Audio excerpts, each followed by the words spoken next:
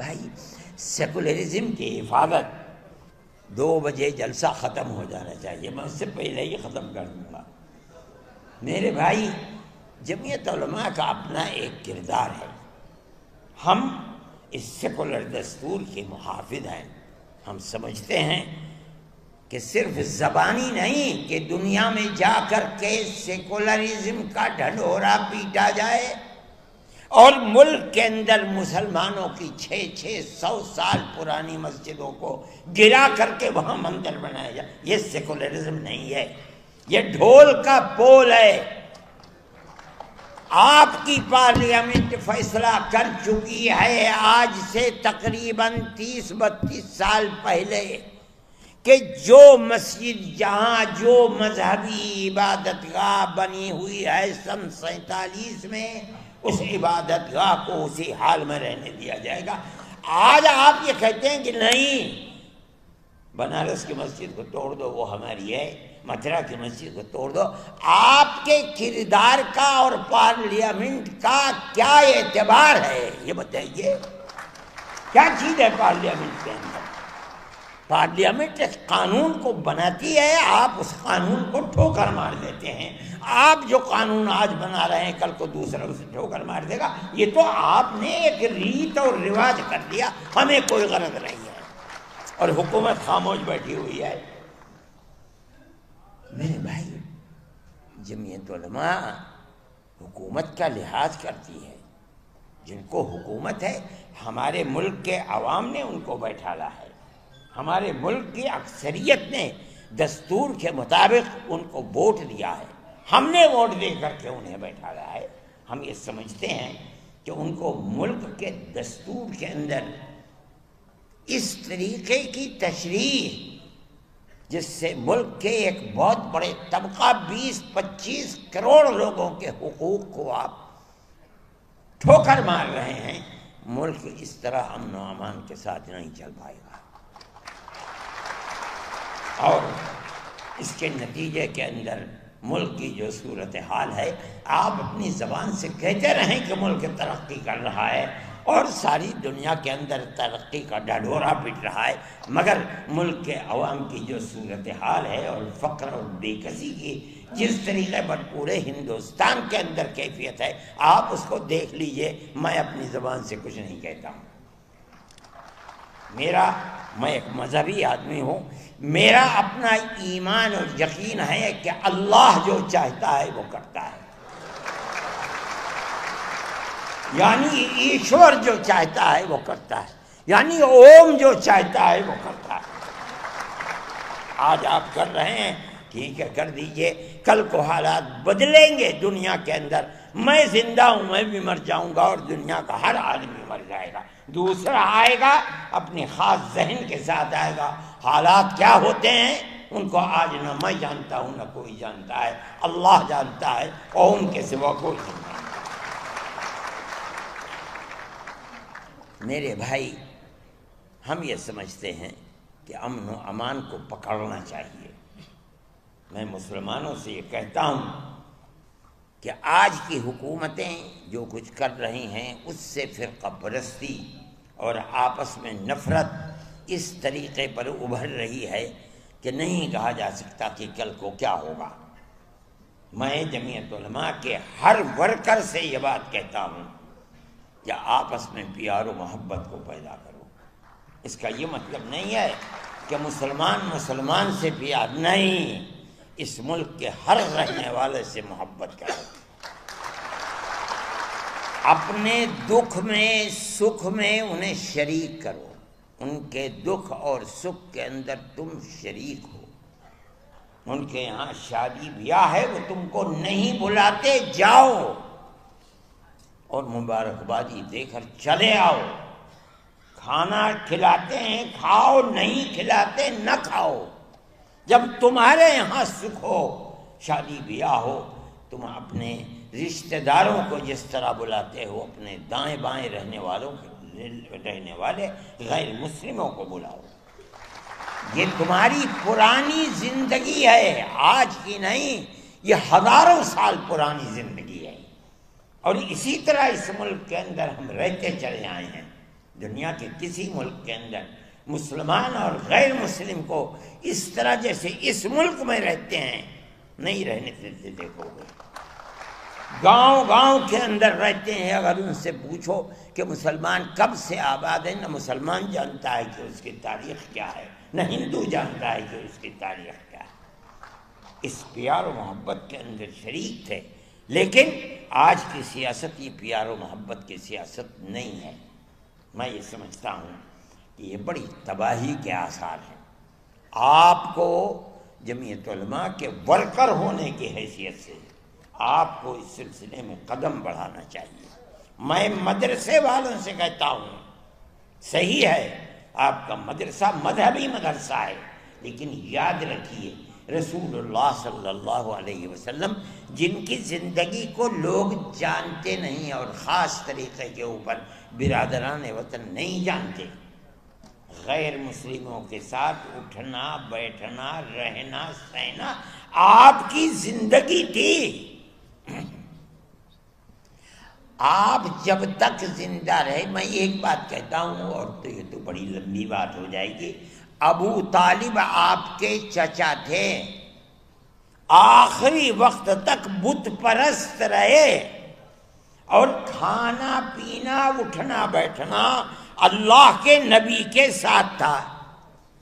اگر اللہ کے نبی کو مکے کے لوگوں نے آبادی سے باہر کر دیا، ابو طالب نے ساتھ نہیں چھوڑا، باہر رہے. اور دین کے اعتبار سے وہ اللہ کے دین کو، اللہ کے نبی کے دین کو نہیں مانتے تھے، آخری وقت تک نہیں مانتے تھے. جب جان نکل رہی تھی تب گئے نبی کریم علیہ السلام ان کے پاس اور جا کے کہا چچا ایک مرتبہ لا الہ الا اللہ محمد رسول اللہ کہہ دیجیے، میں قیامت کے دن اللہ کے یہاں آپ کی شفاعت تو کر دوں گا. ابو جہل وہاں کھڑا ہوا تھا. ابو جہل نے کہا ابو طالب کیا کہیں گے تمہارے بعد لوگ، کیا آخری وقت میں اپنے باپ دادا کے دین کو چھوڑ دیا؟ یہ کہا کہ نہیں، میں اپنے باپ دادا کے دین کے اوپر ہوں اور مر گئے. اللہ کے نبی نے ساتھ نہیں چھوڑا، نہ انہوں نے چھوڑا نہ اللہ کے نبی نے ساتھ چھوڑا، حالانکہ اللہ کے نبی کے دین پر نہیں تھے، نہ زندگی میں تھے نہ مرتے وقت تھے. میرے بھائی یہ رسول اللہ کا کردار ہے. یہ سمجھنا کہ کسی غیر مسلم کے ساتھ اٹھنا بیٹھنا یہ درست نہیں، اسلام میں غلط ہے غلط ہے غلط ہے. ہم اس ملک کے رہنے والے ہیں، وہ ہمارے بھائی ہیں. میں کہتا ہوں ایک آدم کی یعنی پرتم منو کی اولاد ہیں. ہم دونوں بھائی بھائی ہیں. جو لوگ اس کو تفریق میں اور دشمنی اور نفرت میں لے جانا چاہتے ہیں وہ ایک باپ کی اولاد نہیں مانتے اور غلط ہے غلط ہے غلط ہے. ہم سب ایک ہی باپ کی اولاد ہیں، ہم سب ایک دوسرے کے بھائی ہیں. جمعیت علماء یہ کہتی ہے اور جمعیت علماء میرے تعلقات RSS کے بڑے چوٹی کے لوگوں سے ہیں جو میرے پاس آتے ہیں. میں ان کے پاس جاتا ہوں، ہندوؤں سے بھی ہیں مسلمانوں سے بھی ہیں. میں جو ان کی تواضع کر سکتا ہوں میں وہ تواضع، میں کوئی بہت بڑا دولت مند آدمی نہیں ہوں، لیکن جو بھی کر سکتا ہوں میں پیار و محبت کی باتیں ان کے ساتھ کرتا ہوں.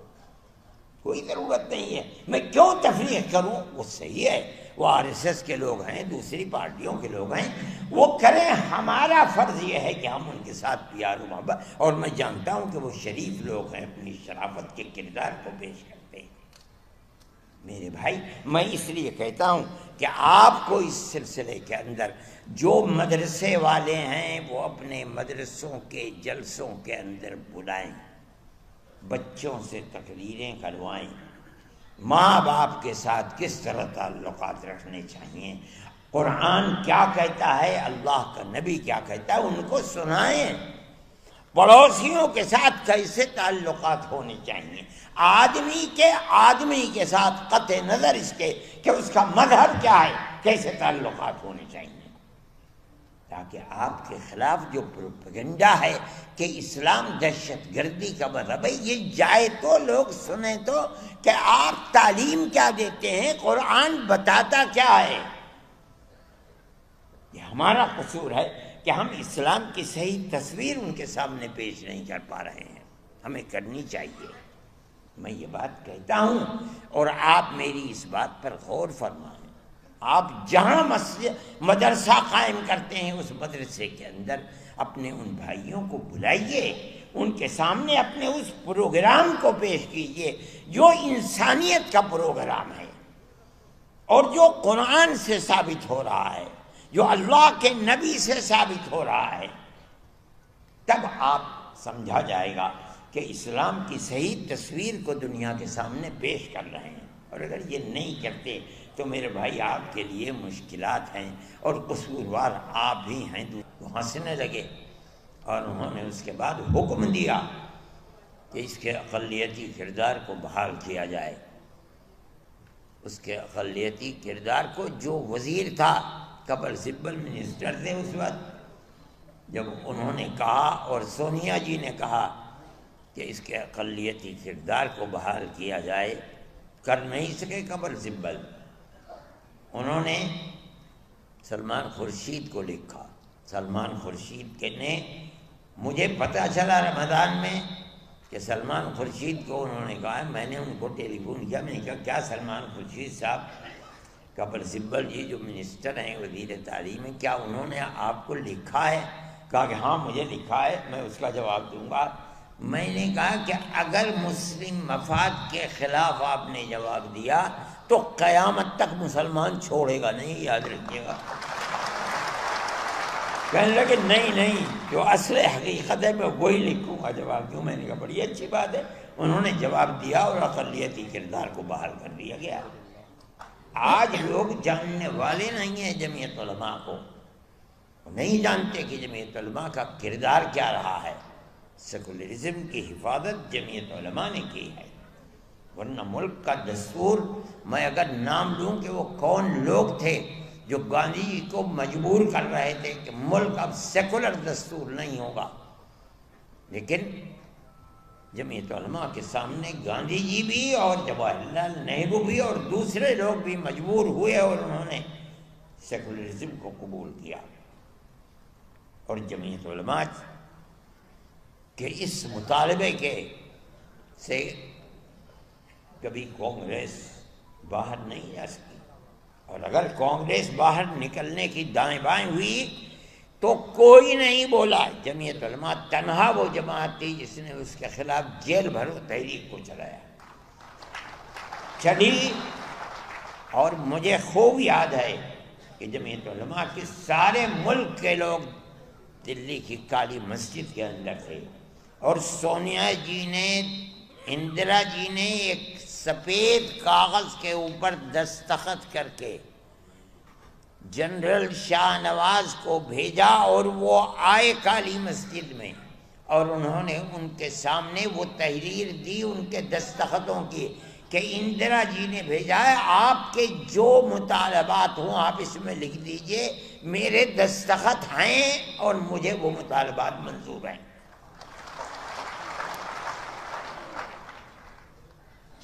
اس تحریک کو ان کے اس وعدے کے اوپر ختم کر دیا گیا۔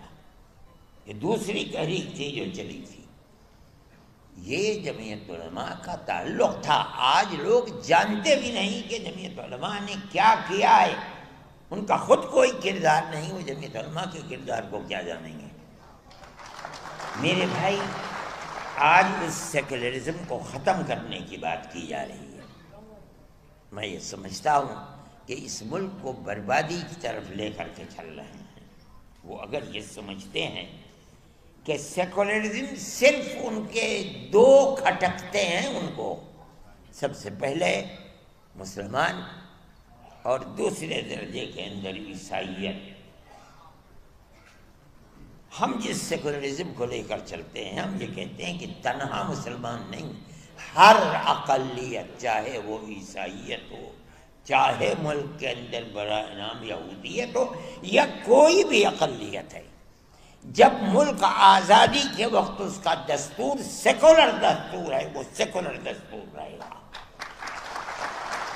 اور اگر آپ اس سیکولر دستور کو ختم کر کے یہ چاہیں گے کہ ملک کو سلامتی کے ساتھ لے کر چلیں، ملک سلامتی کے ساتھ نہیں چل پائے گا۔ یہ 25-30 کروڑ کی مسلم اور عیسائی اقلیت کے ہوتے ہوئے آپ یہ چاہتے ہیں کہ ملک کے اندر امن برقرار رہے گا اور ان کو زندگی کا حق نہیں دیا جائے گا، دستور میں ان کا کوئی مقام نہیں ہوگا؟ نہیں ہو سکتا۔ آج آپ کے ہاتھ میں طاقت ہے، آپ یہ سمجھتے ہیں کہ جس مسجد کو چاہیں آپ لے لیں، جس طرح چاہے لے لیں۔ آپ نے جس مسجد کو لیا ہے وہاں بھی ٹھوکر کھائی ہے۔ ہم جانتے ہیں جمعیت علماء نے اس کے کیس کو لڑا ہے۔ جس دن سے مسئلہ چل رہا ہے سن 51-52 سے، اس وقت سے لے کر آج تک اس کے کیس کو جمعیت علماء لڑتی رہی ہے۔ ہم نے کتنے کروڑ روپیہ اس کے اوپر لوور کورٹ، ہائی کورٹ اور سپریم کورٹ کے اندر خرچ کر دیا۔ ہمارا کوئی پیسہ نہیں تھا، قوم نے دیا، ہم نے اس کو خرچ کیا، اور ہم برابر لڑتے رہے۔ مسئلہ کیا تھا لڑائی کا؟ مسئلہ آپ سمجھیے، ہم لڑنے والے ہیں، ہم جانتے ہیں۔ مسئلہ یہ تھا کہ جس جگہ بابری مسجد بنی ہے وہ مسجد کی اپنی جگہ ہے، یا یہ رام جنم بھومی ہے، یہاں رام کا مندر تھا، بابر نے اس مندر کو توڑ کر یہاں مسجد بنائی ہے۔ مسئلہ یہ تھا، اسی مسئلے کے اوپر لڑائی ہم لڑ رہے تھے۔ آپ کو یاد ہوگا کہ آثار قدیمہ نے اس کی کھدائی کروائی تاکہ مندر کے باقیات نیچے سے نکلتے ہیں، نہیں نکلتے، باقیات نہیں نکلے، کوئی پتھر نہیں نکلا، کوئی ستون نہیں نکلا، اور آثار قدیمہ نے اس کے اندر کامیابی حاصل نہیں کی۔ اب آپ دیکھیے، ملک کی سب سے بڑی سپریم کورٹ عدالت ہے، وہ عدالت اپنے فیصلے میں کیا کہتی ہے؟ اس فیصلے میں عدالت نے کہا ہے کہ مسجد اپنی جگہ ہے، کسی مندر کو گرا کر